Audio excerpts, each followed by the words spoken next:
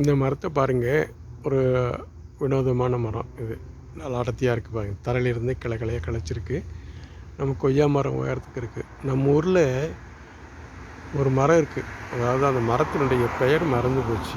அந்த மரத்தினுடைய இலையில் ஆட்டுப்பாலை கறந்து அந்த இலையில் மேலே அதில் கொஞ்சம் அப்படியே கொஞ்சம் அந்த சொனை மாதிரி இருக்கும். அது அந்த ஆட்டுப்பாலை கலந்து அதில் ஊற்றினா அப்படியே நிற்கும். அது ஆட்டுப்பால் கீழே கொட்டாது. அதை அப்படியே சூரிய வெயிலில் கொஞ்ச நேரம் வச்சுருந்தாக்கா அந்த பால் அப்படியே தயிராக மாறிடும். சின்ன வயசில் அதை நான் பார்த்த அனுபவம் இருக்குது. மற்ற பிள்ளைங்களாம் செஞ்சு காமிப்பாங்க. ஆட்டுப்பாலை அந்த தழை மேலே ஒரு சின்ன நம்ம 2 ரூபா காயின் அளவு அந்த இலை இருக்கும். அந்த இலையில் ஊற்றி வெயிலில் வச்சா தயிராக மாறிடும். கெட்டியாக தயிராக மாறிடும். அது மாதிரி ஒரு வினோதமான தழை. அந்த மரத்தினுடைய பெயர் மறந்து போச்சு. இந்த மரத்தினுடைய தழையும் அப்படி தான் இருக்கும். இந்த அமைப்பு எல்லாமே. இது ஏப்ரல் மே மாதத்தில் பூத்துருந்தது. நல்லா கிட்டவே வர முடியாது. நிறைய பூ இருந்தது. வித்தியாசமான பூவாக இருக்கும். அதில் நிறைய தேனி நிறையா உட்காந்துருக்கும்.